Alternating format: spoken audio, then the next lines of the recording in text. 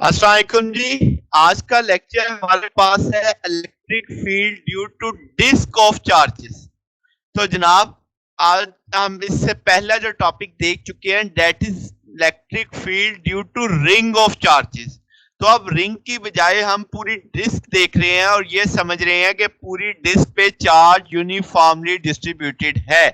तो जनाब, आज हमारा मेन टॉपिक हुआ electric field due to disc of charges. तो लेट्स से हमारे पास एक डिस्क है जिसका रेडियस कितना है, आर है, उस पे पॉजिटिवली यूनिफॉर्म चार्ज डिस्ट्रीब्यूटेड है। तो उसकी सरफेस चार्ज डेंसिटी को हम सिग्मा से जाहिर कर देंगे और वो उसकी अपर सरफेस पे चार्ज है। जैसे आप इस फिगर में देख सकते हैं, आपको आर रेडियस की एक डिस्क दिखाई दे रही है और हम उसके एक एक्सिस पे पी पॉइंट के दूरी पे हम उससे फील्ड देखना चाहते हैं, उसकी इलेक्ट्रिक फील्ड नोट करना चाहते हैं। लेट्स से अब मैं क्या करता हूं कि डिस्क को कंसेंट्रिक रिंग्स में तोड़ लेता हूं, यानी कि पूरी डिस्क को समझता हूं कि ये रिंग्स से मिलके बनी हुई है और तमाम रिंग्स जितने मैं बनाऊंगा उन सब का मरकज, उन सब का सेंटर क्या होगा, सेम होगा। जैसे आपको इस फिगर में एक रिंग दिखाई दे रहा है, तो एक रिंग इससे छोटा होगा, एक रिंग इससे बड़ा होगा। तो इस तरह पूरी डिस्क में रिंग्स के पैटर्न पे समझूंगा। ठीक होगी बात। अब जो यहाँ पे रिंग मैंने लिया है, लेट से W उस रिंग का रेडियस है। आप देख सकते हैं फिग के अंदर भी कि W is the radius of the ring और DW उसकी विड्थ आपको दिख रही है, यानी रिंग जो चौड़ा है वो कितना है, DW आपको चौड़ाई में दिख रहा है। तो अब आपने क्या देखना है, सरफेस चार्ज डेंसिटी नोट करनी है। तो आपने वो पढ़ा हुआ है चार्ज पर यूनिट एरिया। तो अब मैं जो एरिया ले रहा हूं वो डी ए लेट से है और D Q is the charge. तो क्योंकि मैं सारा चार्ज तो नहीं ना स्टडी करूंगा, मैं तो सिर्फ अभी वो चार्ज डिस्कस सोचूंगा जो मेरे रिंग के ऊपर आ रहा होगा। तो D Q over D A अगर मैं सोचूं तो डी क्यू किसके बराबर आ जाएगा, सिग्मा डी ए के। ठीक है। तो अब ये जो डी ए है that is the area, partial area जो आपने लिया हुआ है, एलिमेंट एरिया जो आपने कंसीडर किया है। तो डिफरेंशियल एरिया का फार्मूला अगर आप सोचो तो आप कहोगे लंबाई जरब चौड़ाई। ठीक है, एरिया तो ऐसे ही निकलता है, चौड़ाई तो आप समझ सकते हैं डी डब्ल्यू है। जरा लंबाई सोचें तो क्या इस पूरे रिंग की लंबाई अगर आप सरकमफेरेंस मानो तो क्या 2 पाई डब्ल्यू नहीं होनी चाहिए। तो अब आपके पास इस रिंग की लंबाई है 2 पाई डब्ल्यू और चौड़ाई कितनी है, डी डब्ल्यू। तो एरिया कितना आ जाएगा, 2 पाई डब्ल्यू इंटू डी डब्ल्यू। देसी जुबान में बोले तो लंबाई जरब चौड़ाई। तो इसका मतलब इक्वेशन नंबर 1 अगर मैं लिखूं तो डी क्यू बराबर आना चाहिए सिग्मा 2 पाई डब्ल्यू इंटू डी डब्ल्यू। तो उम्मीद है ये आपको इस पॉइंट समझ आ गया होगा कि हमने एरिया को लंबाई जरब चौड़ाई की सेंस में लिखा, लंबाई उसका सरकमफेरेंस थी, चौड़ाई उसका डी डब्ल्यू थी। ओके हो गया। अब यहां चूंकि मैंने पूरी डिस्क तो नहीं समझी, मैंने तो एक रिंग लिया है और electric field due to ring of charges हम पढ़ चुके हैं कितनी है, Q z over 4 pi epsilon naught z square plus R square की पावर 3/2 है। तो जनाब अब आप अगर इसमें चेंजेस करो अपनी सूरत हाल के लिहाज से तो आप क्या करोगे, तो जाहिर सी बात है मैंने एक रिंग के लिहाज से सोचना है तो हम सूटेबल चेंजेस यही करेंगे, क्यू की जगह क्या लगा सकते हैं, डी क्यू। और आर फॉर रेडियस था, तो अब मेरे रिंग का रेडियस कितना है, डब्ल्यू। तो आर को रिप्लेस कर देंगे डब्ल्यू से और ई जी आपका डी ई जी हो जाएगा, क्योंकि आप अभी भी जी एक्सिस के अलोंग ही चल रहे हैं। ये तो पूरी इलेक्ट्रिक फील्ड थी, तो आपने रिंग की जो इलेक्ट्रिक फील्ड देखनी है तो उसे डी ई जी से हम रिप्रेजेंट कर सकते हैं। तो अब आपने चेंजेस देखा मैंने क्या क्या की, क्यू की जगह क्या लगा दिया, डी क्यू लगा दिया, बड़े आर की जगह क्या लगा दिया, डब्ल्यू लगा दिया और इजी की जगह क्या कर दिया, डी इजी, क्योंकि आपने डिफरेंशियल पार्ट देखा उसका। ठीक हो गया। पूरा डिस्क आप अभी स्टडी नहीं कर रहे, पूरे डिस्क की इलेक्ट्रिक फील्ड आपको इससे नहीं मिलेगी। अब जनाब जो डी क्यू है इक्वेशन नंबर 2 में अगर वो वैल्यू मैं यहां पे प्लेस कर दूं तो आपके पास क्या बन जाएगा, तो आपके पास बनेगा डी ई जी, आपके पास जी ओवर 4 पाई एप्सिलॉन नॉट, ऊपर डी क्यू की वैल्यू आ गई सारी की सारी और नीचे आ जाएगा जी स्क्वायर प्लस डब्ल्यू स्क्वायर की पावर 3/2। तो जनाबे वाला अब चीजों को थोड़ा सा हम अरेंज कर सकते हैं। वो कैसे, यहाँ पे 2 पाई है, ये 4 पाई है, इसे कैंसिल करके सिर्फ 2 आ जाएगा। जी सिग्मा एक साइड पे कर देते हैं, नीचे सिर्फ अब आपके पास क्या आ जाएगा जनाब, तो आपके पास यहाँ पे सॉरी ये आपने इधर 2 से मल्टीप्लाई भी कर दिया, तो अब आपने क्या किया, ये 2w कर दिया यहाँ पे, और नीचे 4 पाई पाई से काटा है, नीचे 4 पाई एप्सिलॉन नॉट आ गया। जी स्केयर प्लस डब्ल्यू स्केयर की पावर यहाँ पे आपको -3/2 कंसीडर करनी है, क्योंकि वो नीचे से हम किधर ले गए हैं, ऊपर ले गए हैं, और ऊपर क्या मौजूद है, 2w इंटू डी डब्ल्यू। ठीक होगी बात।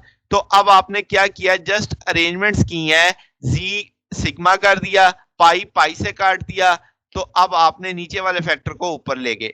अब जो टोटल डिस्टेंस आपने टोटल इलेक्ट्रिक फील्ड देखनी है पूरी डिस्क की, तो ये तो सिर्फ एक रिंग की थी। तो अब आप जरा सोचो कि यहां से अगर सेंटर से रेडियस देखें तो वो 0 होगा, चलते चलते चलते चलते किनारे तक कितना हो जाएगा, डेट इज आर। तो अगर आप सारे रिंग्स को इकट्ठा करो तो वो सारे रिंग्स की रेंज यानी छोटे w जिससे आपने रिंग का रेडियस माना था, वो कहां से शुरू हो सकता है, 0 से लेकर कैपिटल आर तक। तो इसका मतलब अब आप जब टोटल फील्ड देखोगे तो वो आपको किस लिमिट के अंदर देखनी है, 0 से आर के अंदर जितने रिंग्स बनेंगे उनकी जो टोटल इलेक्ट्रिक फील्ड आएगी। बात समझ आ गई। ये तो एक रिंग की इलेक्ट्रिक फील्ड है ना, तो आपको तो सारे रिंग्स जो उस डिस्क के अंदर है, तो उस डिस्क की लिमिट कहां से कहां तक है, 0 से आर तक। तो जनाब ये वैल्यू हम इस जगह पे प्लेस कर सकते हैं। तो आपके पास जो चीजें कांस्टेंट हैं वो लिमिट से बाहर चली गई। अब आप देखो जरा, क्या w स्केयर है आपके पास, dw के लिहाज से आप डिफरेंशियल कर रहे हो, तो आगे w का डेरिवेटिव मौजूद है। तो हम क्या करेंगे, इसकी पावर 1 बढ़ा देंगे, उतनी पावर से डिवाइड कर देंगे, और आपके पास साथ में लिमिट 0 से r आ जाएगी। इसको पावर को सॉल्व करेंगे तो माइनस के 1/2 आ जाएगा। इसकी जगह अब आप क्या कर सकते हो, क्या जनाब, तो ये 2 इस 4 से कट सकता है, माइनस साइन बाहर आ जाएगा, ये ऊपर नेगेटिव में है, नीचे जाएगा तो किस में आ जाएगा, पॉजिटिव जी स्केयर प्लस डब्ल्यू स्केयर की पावर -1/2 है। अगर इसे मैं बटे के नीचे ले जाऊं तो वो पॉजिटिव में आ जाएगा। तो आपके पास 1/√z square plus W square, square root कैसे बना, क्योंकि पावर 1/2 थी और ये नेगेटिव मैंने बाहर कर दिया है। अब जनाब आप जब लिमिट्स लगाएंगे तो r से 0, तो w की वैल्यू r भी हो सकती है और w की वैल्यू 0 भी, दोनों वैल्यूज प्लेस कर देंगे तो आपके पास इक्वेशन कुछ इस रूप में आ जाएगी। जी स्केयर बचेगा, स्केयर रूट से कैंसिल हो जाएगा, सिर्फ जी आ जाएगा। अब अगर ये नेगेटिव मैं अंदर कर दूं तो इनका ऑर्डर चेंज हो सकता है। तो वो देखो मैंने नेगेटिव अंदर कर दिया तो इनका ऑर्डर चेंज हो गया, 1/z शुरू में आ गया, -1/z square plus r square, सारे का स्केयर रूट आ गया। अब एक z बाहर भी मौजूद है, अगर इस z को भी मैं अंदर ले जाऊं तो वो दोनों फैक्टर से बारी बारी मल्टीप्लाई करेगा, तो वो अंदर चला गया, तो ये z से कट के 1 आ जाएगा। तो आपके पास यहाँ पे बनना चाहिए 1 - z/z square plus r square, सारे का स्केयर रूट। तो ये जनाब वो आपकी इक्वेशन 3 आ गई। तो ये टोटल इलेक्ट्रिक फील्ड आ गई पूरी डिस्क की। तो अगर कोई आपसे पूछे डिस्क की इलेक्ट्रिक फील्ड कितनी होती है, तो अगर उस पर यूनिफॉर्मली चार्ज डिस्ट्रीब्यूटेड हो तो आप बोलोगे σ/2 epsilon nought 1 - z square over z square plus r square. तो अब आपके पास ये total electric field of the charge disc मौजूद है इक्वेशन नंबर 3 में। अब इसकी एक कंडीशन देख लेते हैं। अगर मैं कहूं कि रेडियस बहुत बड़ा हो z से, यानी कि आपकी डिस्क का साइज काफी बड़ा है, तो अब आप कहोगे कि z जो आपने दूरी देखी थी वो कम है उसके लिहाज से, तो हम z को निगलेक्ट कर देंगे, तो आपके पास ऊपर वाला फैक्टर 0 होगा, तो सारा ये 1 - 0 के फॉर्म में आ जाएगा। तो अब आप लिख सकते हो कि जनाब के आपके पास ये σ/2 एप्सिलॉन नॉट है। ये वो इलेक्ट्रिक फील्ड आएगी जो हम मानेंगे इनफाइनाइट चार्ज शीट की, क्योंकि आर बड़ा होते होते होते इतना बड़ा हो जाए कि वो इनफाइनाइट शीट जितना हो जाए, तो तब जो इलेक्ट्रिक फील्ड बनेगी that is equivalent to E is equivalent to σ/2 pi epsilon nought. तो that is the expression for electric field और इनफाइनाइट चार्ज शीट।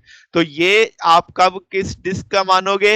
वो डिस्क जो इनफाइनाइटली बड़ी होगी, और ये आपके पास लिमिटिंग केस है कि अगर आप एक नॉर्मल डिस्क की इलेक्ट्रिक फील्ड देखना चाहते हो, टोटल इलेक्ट्रिक फील्ड, तो आप वो इस फार्मूले से देखोगे। तो जनाब अब ये आज का टॉपिक हमने क्या देखा? हमने electric field due to charge of disc देखा कि एक डिस्क था जिसपे चार्ज यूनिफॉर्मली डिस्ट्रीब्यूट किया गया था। तो अब भी मैंने सारी डिस्क को एक साथ स्टडी नहीं किया, मैंने डिस्क के ऊपर रिंग्स बना लिए और रिंग की इलेक्ट्रिक फील्ड लेके फिर हमने हर समझा कि जितने भी रिंग्स हैं उन सब की टोटल इलेक्ट्रिक फील्ड इंटीग्रल से निकालेंगे, तो वो मेरे पास टोटल डिस्क की इलेक्ट्रिक फील्ड आ गई। तो जनाब ये हमारा आज का टॉपिक था। अगर आपको इसमें कोई बात पूछनी हो, कोई चीज क्लियर ना हुई हो, तो आप कमेंट्स में पूछ सकते हैं। वीडियो अच्छी लगी हो तो वीडियो को लाइक कीजिएगा, दोस्तों के साथ शेयर कीजिएगा, चैनल को भी सब्सक्राइब कर दीजिएगा। आज के लिए इतना ही, बाकी इंशाल्लाह फिर नेक्स्ट देखेंगे। ओके, अल्लाह हाफिज।